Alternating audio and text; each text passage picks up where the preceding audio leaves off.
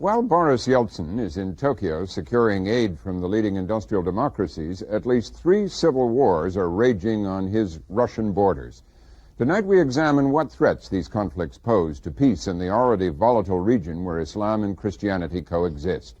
We begin with the civil war in Georgia. More than 1,000 people have died in the efforts of Muslims in the Abkhazia region to break away from the republic. We start with a background report from Charlene Hunter-Gault. The capital of Georgia is Tbilisi, a modern, ethnically diverse city of more than 1 million people. In these scenes taken before the Soviet Union's collapse, Lenin stood triumphant in the main square. But there were few additional signs of communism. Though very much a part of the Soviet Union, Georgia has managed to preserve its own character. Its people have a reputation as entrepreneurs, natural-born capitalists. They produce enough food in their cooperatives to feed themselves and are quite prosperous by Soviet standards. Georgia's Black Sea resorts used to be a favorite getaway spot for vacation-minded Muscovites, but that was before April 9, 1989, better known as Bloody Sunday. That night, with the Soviet Union slowly splintering, Georgians gathered in Tbilisi's main square to demand independence. Soviet troops, under orders to quash the demonstration, encircled the crowd and began clubbing people. 20 demonstrators were killed. It was the latest chapter in Georgia's tumultuous history of revolts and invasion, unification and dissolution. In the 18th century, Georgia underwent a series of devastating invasions from Persia. It was divided, it was weak. And at that point, the Georgian kings began to petition the Russian czars, particularly Catherine the Great, to establish a protectorate over Georgia. And in 1783, at the Treaty of Georgievsk, Catherine agreed to this. Agreed, and then later claimed the Georgian provinces as part of the Tsarist Empire. Separate Georgian principalities were joined, and a single Georgian economy and culture was created.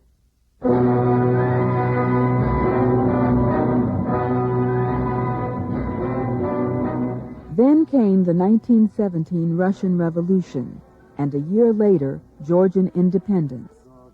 At the time, Georgian society was largely rural and strictly divided between peasants and nobles. Its leaders, moderate Marxists known as Mensheviks, envisioned a classless communist society. But unlike the hardline Bolsheviks in Moscow, they wanted a democratic society and an essentially capitalist economy. Reforms which took land from the nobility and put it in the private hands of peasants won the Mensheviks' widespread allegiance. And for nearly 3 years, Georgia was an independent social democratic republic, very democratic, had ties with the West, was recognized by the West, had visits from prominent socialists in the West, and developed a quite flourishing system, but it was all brought to an end in February 1921 with the invasion of the Red Army. There were bloody reprisals, but the Bolsheviks under Vladimir Lenin eventually adopted a policy of tolerance. Lenin nurtured the seeds of Georgian nationalism, perhaps unintentionally, by promoting Georgian language magazines and newspapers and building schools. Under his rule, the economy, devastated by World War I, began to grow, as did the ranks of the Bolsheviks. Lenin died in 1924, and Georgian-born Joseph Stalin emerged as the new head of the Soviet Communist Party. Stalin was ruthless. During his 25-year reign, he forced the peasants off their land and into large collectives where they became, in effect, serfs of the state. He also instituted central planning for all of the republics. This is the moment, the Stalinist years, of the greatest centralization. Beginning with Stalin and continuing even after Stalin, there was a very serious policy of limiting national expression.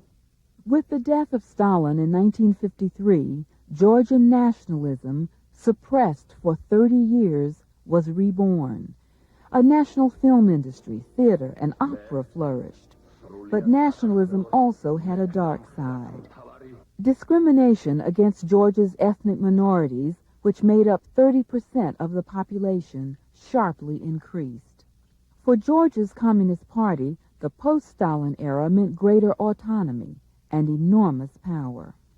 With more autonomy on the one hand and no democracy, what you get is the rise of what I would call national mafias, local communist elites who take power, run the economy largely in their own interest, actually enrich themselves quite successfully in many republics, as in Central Asia and indeed in the Caucasus. In 1972, Edward Shevardnadze was named head of the Georgian Communist Party. His assignment, root out the corruption. Shevardnadze was more successful than anyone could have expected, but it was an impossible task. Georgia declared its independence from the Soviet Union on April 9, 1991, 2 years to the day after Bloody Sunday. But the transition to democracy rapidly disintegrated into civil war. Since Shevardnadze was elected president of Georgia a year ago, his government has withstood challenges from his political rivals only to face an independence movement in the predominantly Muslim Abkhazi region near the Black Sea. Abkhazi forces now control much of the countryside and surround the provincial capital of Sukhumi. The Georgians charge the Abkhazis have received tacit, if not overt, support from Russian forces. Today, Shevardnadze said his Georgian army could be defeated by the Abkhazis. With us are Jack Matlock, former U.S. ambassador to the Soviet Union, and Elizabeth Teague, senior research analyst at Radio Free Europe and a fellow at the U.S. Institute of Peace. Ms. Teague, who are these Abkhazis and why do they want to break away from Shevardnadze's Georgia? Well, I think the first thing to bear in mind is that we shouldn't be surprised by any of this. The fact that these revolts are breaking out throughout the former Soviet Union, it all stems from the very deliberate way in which Stalin constructed the Soviet system, whereby small ethnic minorities were given autonomy within larger republics and were used by Stalin to act so that they were given this autonomy that they could only defend by appealing to Moscow against the republics to which they were notionally subordinated. So the fact that when the communist system collapsed and the system of violence used to control a population was eroded, the fact that these national minorities now start to seek their autonomy shouldn't be surprising at all. But that Stalin set up this entire system to enable the Soviet Union to be run from Moscow, and the fact that it's collapsing now is really only what we should have expected. Well, now, who are these Abkhazis and what... The Abkhazs, in fact, are not even a majority in Abkhazia. They're only 17% of the population. The Georgians deny that they're even an ethnic, culturally different, ethnically different from the Georgians. The Georgians say they're just Georgian Muslims. The Abkhaz deny this, of course. But the main problem, I think, is that the majority of the population is Georgian. The main problem is not really a nationalist one, I think. Nationalism is being used as a rallying point to gather support, given that the communist ideology has eroded. It has to be replaced by something. Nationalism is a handy thing to replace it with. But I think the real problem really is the real thing that people are arguing about is property. There's the former Soviet Union clearly was based on the idea of state property. Now things are being privatized. You've got new elites coming to power. They're looking about for reasons to explain why it should be this group of people should organize themselves around this very desirable piece of property, this long, fertile strip of Abkhazia along the Black Sea. Loads of beautiful hotels there, but not only that, important military bases, possibly naval bases on the Black Sea. So it's a real estate struggle. There's a very, very large element of that. Ambassador Matlock, do you see it that way? And in addition to that, what about religious and ethnic and political factors here? What do you see as the... I think at root, Elizabeth Teague is absolutely right. It is a property question, and it's one which the state-owned property of the past has sort of set them up for, because in effect you had a situation whereby winner takes all, not just political power but also the property in the republic or in the region. Now in this, of course, national factors, language, other things are used as rallying points by increasingly unscrupulous leaders. But I think that the roots are not so much the cultural differences as the fight over power. And what part are the Russians playing in this? Shevardnadze has alleged that the Russians are actually helping the Abkhazis. What is the Russian interest in this, and what are they doing in it? Do we know? There were Russian units in the area. There still are some. The local commanders have been accused by Shevardnadze and by the Georgians of taking sides.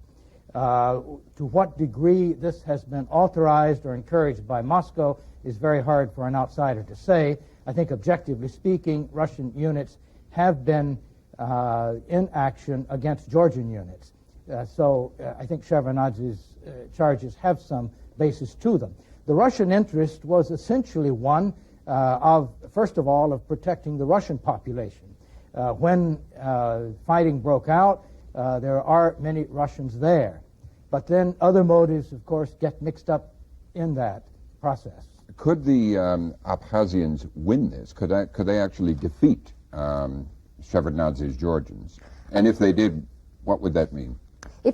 I think it's possible, given that they do seem to be having support from outside, partly from renegade Russian units, as Jack Matlock said, partly also from this confederation of mountain peoples of the Caucasus, a militarized group of about 14 different Caucasian groups, which is sending irregular troops to fight in Abkhazia. The problem, of course, is that Georgia doesn't want to give away a very valuable piece of real estate. That's the main problem. Okay. Well, we'll move on and come back to that situation in a few moments. South of Georgia is a far more costly war in which neighboring Armenians and Azerbaijanis are fighting over Nagorno-Karabakh, an Armenian territory in the midst of Azerbaijan. Once again, Charlene Hunter-Gault has some background. To the Russians, they are the Transcaucasian republics, literally across the Caucasian Mountains. Tucked into the southwestern corner of the former Soviet Union, Armenia and Azerbaijan have long served as both a buffer zone and battleground between the empires of East and West. Today, these neighbors waged an undeclared war, fighting over borders created by their old communist bosses. But the enmity predates the Soviet era by centuries. When the Red Army rolled into the Caucasus, it found these towers of blood revenge, relics of medieval feuds. Armenia was the smallest of the 15 Soviet republics, but in the 1st century BC, it stretched from the Mediterranean to the Black and Caspian Seas. In the year 314, Armenia became the first state to adopt Christianity. Armenians invented an alphabet with which to translate the Bible, making beautifully illuminated manuscripts. Over the following centuries, as the nation was invaded by waves of Arabs, Persians, Turks, and Mongols, the Armenian Apostolic Church buttressed national identity. Armenians lived in a sea of Muslims, and Christianity in many ways was the center of the Armenian culture and civilization through most of its history. For Armenians, their greatest enemies have been the Ottoman Turks, who conquered Armenia in the 16th century and regarded their subjects with unease. But in 1920, the Soviets took over eastern Armenia and made it a republic. Its neighbor to the east was the Republic of Azerbaijan, a relatively young nation by Armenian standards. It had been formed only 2 years earlier, during the chaos following World War I and the Russian Revolution. For millennia, control of Azerbaijan had seesawed between Iranians and Turks. Azerbaijan's culture is a blend of both. The language is a Turkic dialect. The religion, the Shiite variety of Islam prevalent in Iran. Baku is the center of one of the most important oil fields of the world. Some of the oil pools stretch way out under the Caspian Sea. And in order to get the oil out, they have had to drill wells down through the water. Baku was a turn-of-the-century boom town, attracting many Russians as well as Armenians, who were better educated than the Azerbaijanis and got the better jobs. Resentments took root. Azerbaijanis in their rhetoric, very much have a sense that they are the oppressed people of the region, that they have been denied their full expression, that they are not favored by they were never favored by the Russian or the Soviet regime, and that Armenians were always given privilege. The Russians occasionally exploited these tensions, inciting Armenians and Azerbaijanis to slaughter one another. Tens of thousands died in the pogroms of 1905 and 1918, with Armenians getting the worst of it. By the time the Red Army invaded in 1920, Armenia and Azerbaijan were too exhausted from fighting each other to resist. The conflict with the Azerbaijanis is a layered problem. First of all, Armenians see Azerbaijanis as Turks. They indeed are a Turkic people. They speak a Turkic language. They themselves see affinities with the Ottoman and post-Ottoman Turks. And so for Armenians, these are cousins of their greatest enemy. And then there's the territorial problem. Right. That a small part of what was historic Armenia, called Karabakh, or in Armenian Artsakh, ended up, both in the Tsarist period and the Soviet period, in what is now Azerbaijan. Nagorno, or mountainous, Karabakh is the easternmost area of historic Armenia. Both Armenians and Azerbaijanis have lived there, but Armenians have been in the majority since the mid-1800s. When the Soviets carved out the republics, they shifted Armenia's borders to exclude Karabakh. And for nearly 70 years, Soviet power stifled disputes. But with Glasnost in the mid-80s, the Armenians organized a movement to reclaim the territory. Azerbaijanis countered with their own nationalistic demonstrations to retain Karabakh. The region's pre-Soviet history had resumed, with Azerbaijan struggling to become a nation and Armenia to remain one. Violence broke out in 1988. More than 1,000 people have died so far fighting over Karabakh, and the violence has spread throughout the two republics, creating hundreds of thousands of refugees on both sides. Even the earthquake that killed 25,000 Armenians failed to bring a truce, as Armenians claimed the Azerbaijanis blockaded relief supplies. Despite calls for a ceasefire, the death toll continues to mount in a struggle fueled by age-old ethnic hatred and newfound nationalist resolve. The seesaw tide of battle between Armenian and Azerbaijani forces in Nagorno-Karabakh has swung towards the Armenian forces in recent weeks. With us are David Nisman, a longtime analyst with Radio Liberty and now a consultant, and Richard Hovhannissian, who is the Associate Director of the Near East Center at the University of California, Los Angeles. Mr. Hovhannissian, what can you add to throw light on this conflict as you understand it? Well, certainly it's a combination of pre-Soviet territorial disputes that existed there, but also, even more so, the legacy of the Soviet nationality policy, which created these anomalies, which took territories of one ethnic group and placed them in the other. And what we found with the breakup of the Soviet Union, we have great degree of anxieties both by majorities and minorities in all the republics. In the case of Azerbaijan and Georgia, the Georgian and Azerbaijani minorities are afraid of the minorities breaking up the country, and in the case of the minorities, the fright that now that these states are independent, they will do away with all the possibilities, cultural freedom, and possibly even the physical existence of these minorities. It seems to be probably something of also of an anomaly that with the breakup of the Soviet Union, the West and the world, in fact, recognized the boundaries that had been created by Stalin, by the Soviet Union, without questioning the legitimacy of the boundaries, and that's one of the problems here. I also should say, as Professor Sunni has pointed out, that the burden of history or historical memory is very important for these people. For the Armenians, they were everywhere at the beginning of this century, from Constantinople or Istanbul to Baku. They filled in this whole area, not necessarily as majority, but everywhere present. And as a result of the genocide of the Armenians in the Ottoman Empire in 1915-1918 period, the land on which Armenians have lived has been diminished continuously down to the 11,500 square miles that exists in the Republic of Armenia. Now, right next to this 11,500 square miles are the 1,700 square miles of Nagorno-Karabakh, which are still populated by Armenians, and which the Armenians feel must come back to the homeland. Now, what we have is a very serious clash of two very fundamental principles.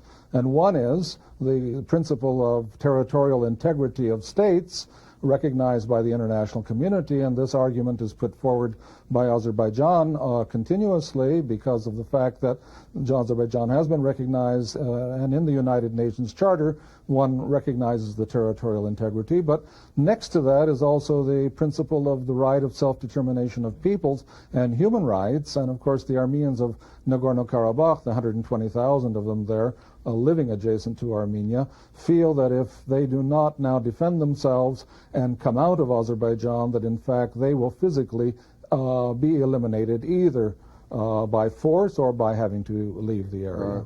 Let me go to Mr. Nisman in Washington. Why do you think, this has been going on for 5 years now, why do you think that this can't be negotiated? Why is the desire to fight so strong with such losses among such a relatively small population? Well, I think in Azerbaijan the basic problem is that in the first period of this conflict, Karabakh was basically under Soviet control, and the entire problem was sort of mismanaged under Gorbachev. In the period of independence, Azerbaijan has known no government stability whatever. There's been no, let's say, clear-cut military strategy for winning, nor is there a peace strategy for achieving some form of peace between the two countries. I mean, the rank and file, of course, in Baku, for example, deplore the conflict on one hand, but on the other hand, the issue has been heightened by the fact that beginning in 1988, Azeri refugees began to show up, and it appeared that 2 years later, 250,000 had fundamentally been driven out of Armenia. And these people, arriving at a time of tremendous economic turmoil in Azerbaijan, sort of functioned there in the late 80s and early 90s as a kind of unemployed economic underclass, at the same time, sort of emphasizing the fact that they had been driven out of their native land. I mean, the point is that in the Transcaucasian territories, ethnic homogeny has not been very widespread. There's constantly been a mix.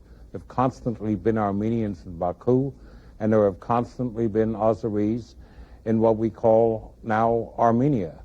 At the time it was the Persian Empire, and then subsequently the Soviet Empire. Of course, this really didn't matter. These defined themselves as multi-ethnic or multinational societies. But now we're seeing an historical trend towards the creation of mono-ethnic states. Well, the nation state. Well, we'll pursue this situation too a little further in a moment, but first let's go to the bloodiest fighting in the Central Asian Republic of Tajikistan, bordering Afghanistan. The conflict has elements of religious and regional quarrels between that country's 5 million people. Others see the fighting as a struggle between old-line communists and anti-communists. As many as 20,000 people have been killed and more than 300,000 left homeless, according to government estimates. We get two views now. Nancy Lubin is an associate professor at Carnegie Mellon University and recently traveled with a congressional delegation to Central Asia. Firuz Kazemzadeh is a professor emeritus of history at Yale University. Nancy Lubin, which are the ethnic peoples fighting in Tajikistan and why? Well, I think it's important to underline before we start that we normally look at the conflict in Tajikistan, which you rightly point out has been the bloodiest. More people have died in the Tajik conflict than all of the other conflicts on the territory of the former Soviet Union combined. So we are talking about probably the most major conflict. We normally look at this in ethnic, national, and religious terms. In fact, the irony perhaps about Tajikistan is that the root of this conflict was not Tajiks versus somebody else, but in fact it erupted Tajiks fighting each other, the Tajiks from the north fighting against the Tajiks from the south over, as Jack Matlock mentioned earlier, access to power, access to economic resources. The northern part of the country had been in control during the entire Soviet rule, had been very close to the communist government in Moscow, and had reaped all of the benefits, or most of the benefits, in a ratio of some estimate 70 to 1 during the course of Soviet power. As the Soviet Union disintegrated, a natural competition for power and resources exploded, but among the Tajiks themselves. Islam played very little role, certainly up until a good year or so ago. The irony today is that what started as a non-ethnic and non-religious conflict is actually turning into one, where you have a continued infusion of Russian military into the region. You now have Uzbek forces in Tajikistan. You have the conflict lapping over now into Afghanistan. There are now Kazakh forces on the ground. And it's starting to take a very interethnic Kazakhstan and Uzbekistan are two our bordering neighboring Central Asian republics. republic. Yeah. At the same time, especially among these 300,000 homeless who you mentioned, in a certain sense, without any other recourse, many are becoming radicalized, and the danger of Islamic fundamentalism taking hold is perhaps becoming more real, although I don't see that, happening now. So what started as a non-ethnic, non-religious conflict is actually turning into a very dangerous one. Mr. Kazimzadeh, how much do you see this as old-line communists trying to hold on against new anti-communists or former communists? I think that essentially this is a correct analysis, but I would expand on this a little bit.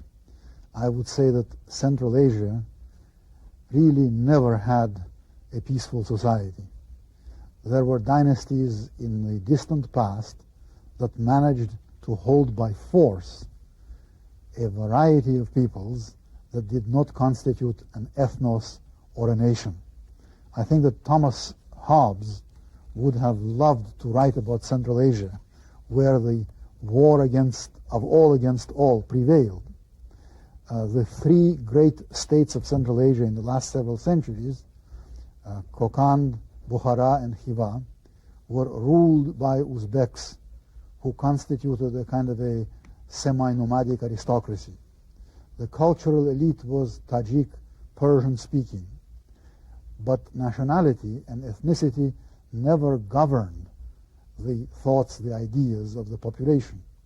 And so within each one of these populations, there are conflicts that are more important, more significant to each group or to each nationality than inter-ethnic conflict. Describe Moscow's involvement, and then I'll ask you the same question here. What is its interest? What is it doing in this particular struggle? The borders now of Russia itself are very, very unclear. There are some people who feel those borders end at the northern part of Central Asia.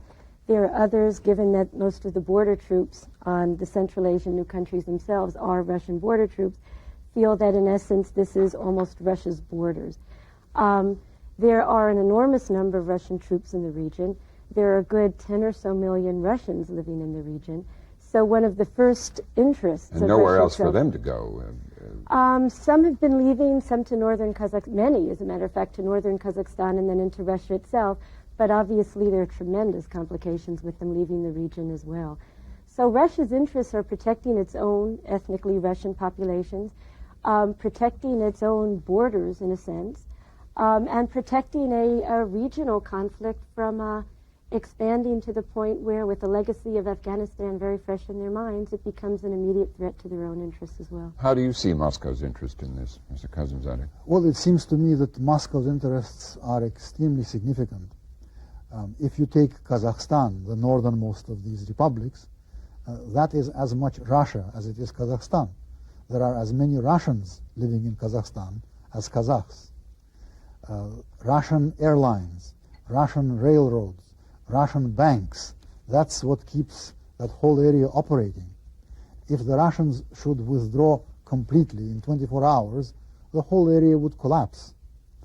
Moreover, there is a Russian imperial tradition, which makes it very difficult for the Russians to think of this area as anything except their sphere of influence. Mm-hmm. Well, let's widen this out a bit now, starting with you, Elizabeth Teague, and look at it from the American perspective. The U.S. has a lot invested in Yeltsin and in Russian stability, not to mention what President Clinton referred to, the prospect of great business prospects and one thing and another. How dangerous are these conflicts to that stability and to our interests there? Russia, I think Russia's primary interest is not only, as you say, in its population in those countries, but also in stability on its borders. And I think this explains a lot of what Russia is doing. So Russia, in a way, is looking after those interests itself, in a way supporting leaders in Tajikistan, for example, who are extremely conservative in the terms of being old-line, hard-line communists. And this is a pattern that's repeated in other places as well. And I think another concern very much of Russia's is the possibility of ethnic or national discontents spreading over Russia's borders and leading to the disintegration of Russia itself.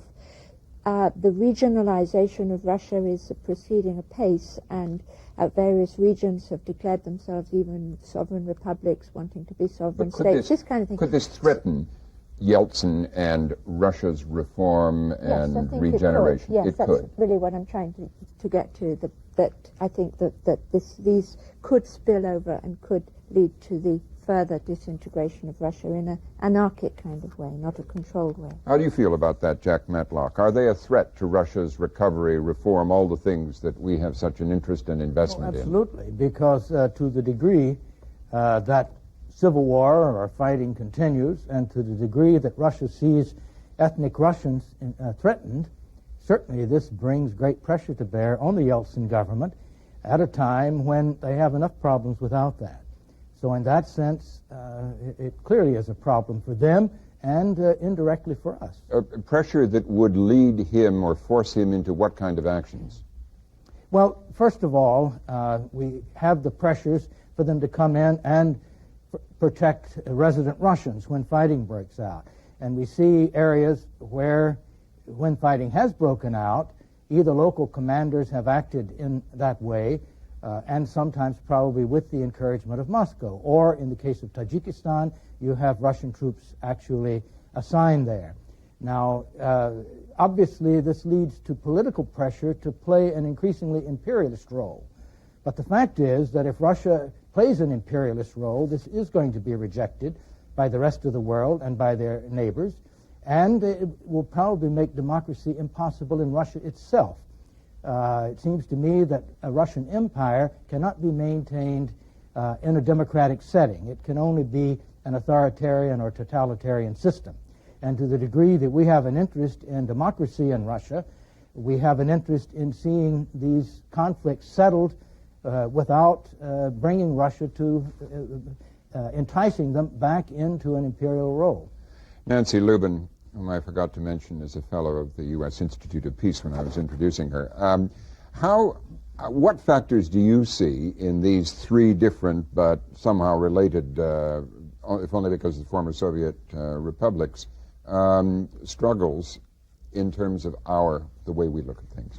Yeah, I think the conflicts are really only part of what really does represent, in my mind, a tremendous and growing challenge to our own national security interests, and not only to Russian national security interests. I would add, since Russia is part of our own interests, that while the Russians are pushing for stability in the area, their role has not always been a positive one, and is not viewed as such even among their own Russian populations. There have been calls already among the Russian populations to bring the boys home, and the atrocities that have been documented by both Western and local sources that the Russian troops themselves are carrying out. Continuing to, or is that back in the Gorbachev days? No, these reports are very, very recent, along with the local communist government officials, and there have been many documented atrocities up until very recently. Even atrocities like what? A few that come to mind are one that was just shown on German TV, was Russian soldiers returning home documenting atrocities on the Afghan border of Russian troops with sledgehammers, burgeoning people to death and then shooting them. There are pictures throughout the Russian press of local communist leaders in their offices with pictures of Lenin behind them, slicing off the ear of somebody in the opposition before slaughtering them. Amnesty International has come out with a report that documents many of these atrocities. And I bring them up not to lay blame on any side, but I think in determining our own interests, we have to be very clear about what role supposed peacekeeping forces are playing, what role local governments are playing, and what in fact the opposition wants. These are tied together briefly for the rest of your question with a slew of other issues, like nuclear proliferation, which is already definitely an issue in the region, narcotics trafficking, which has soared. The Central Asian region alone is the second largest, second only to Burma, opium poppy growing region in the world. Burma has 360,000 acres, Central Asia has 300,000, and third in line by a factor of 10 is Afghanistan with only 30,000. With no law enforcement, with totally permeable borders, this is becoming a major local concern. Environmental devastation, economic devastation, the corruption and organized crime that was mentioned earlier. All of these are issues that are at the source of the conflict there and will affect our own interests here I think if we're not more cognizant of what's going on in the region now. Let's just ask another aspect of this. Mr. Kazemzadeh, could these conflicts spread and draw in neighboring countries? We've seen that on those borders there is Turkey, there is Iran, both major powers in the area. I think that Turkey could conceivably be drawn into the problems of Transcaucasia, particularly Armenia and Azerbaijan. Yes, particularly if Armenians achieve important military victories and occupy large territories in Azerbaijan. The Turks may feel compelled to act. You mean actually to send troops in? Yes, that could happen. It happened on many occasions before. As far as Iran is concerned, I don't think that they can do very much about Central Asia. People talk about Islamic fundamentalism in Central Asia. First of all, I agree with Ms. Lubin. It's a minor element. And in the second place, Iranian Islam is Shiite. Central Asians, all of them, including the Persian-speaking Tajiks, are Sunnis and don't have any particular attachment to the Islamic regime in Iran. Mr. Hovhannissian, what do you think of the prediction that Turkey could be drawn in if the Armenians continue to do well militarily? Well, I would hope that they would not intervene. It's already very complex. Turkey already has been sending various kinds of assistance to Azerbaijan. I think that's rather clear, and they've had a military cooperation pact that was announced. Late President Ozal made some very threatening remarks regarding the Armenians. From the Armenian perspective, they would hope that the West would take somewhat a more involved attitude. Armenia has been under economic blockade for the last 4 to 5 years, and every winter thousands of people are dying from malnutrition, cold, freezing weather, a lack of electricity, and so forth. The role of Turkey, of course, the Armenians are very much concerned about the role of Turkey and also the role of Iran. And from the point of view of the United States, it seems to me that there is a very important stake here in looking at the equation. Also, from the point of view of Turkey, as long as this conflict goes on, there is a threat of fundamentalism, if there is a fear of that, increasing in countries such as Turkey, which are secular states. The other point is that there is some concern in the Caucasus, and perhaps even in the Turkic republics of the Caucasus, that Turkish influence can in fact become too strong in the region, supported by the United States, because the United States opposition currently to Iranian influence in the other and Turkey being a NATO member. And a NATO member, and much preferring Turkish influence there. Now, for the Armenians, that only increases this fear, obsession with pan-Turkism, from which they were victimized in World War I, but also for countries such as Azerbaijan, from the historical experience, it seems to me that they also need to curb a Turkish influence. They of course have a great deal of affinity and very supportive of one another, but on the other hand, they want to protect their own sovereignty and independence. Excuse me, cutting you off. I have less than a minute left here. I just wanted to ask Mr. Niesman how he sees the prospect of neighboring countries getting involved in complicating this. I think that the interest of both Turkey and Iran is basically that some form of stability, economic stability especially, be created in the region so that they could continue their business of opening up new marketplaces. that was what they had both expected to do at the time that the Soviet Union was dissolved. And of course, the ethnic conflicts have confused us. This is why there were so many efforts by Rafsanjani, and why Turkey has also made an effort, and why Turkey thus far has not intervened. It has been resisting intervention. So I think the stability of the region is paramount for both countries. Jack Matlock, briefly, is there anything the United States can do except sit and watch this?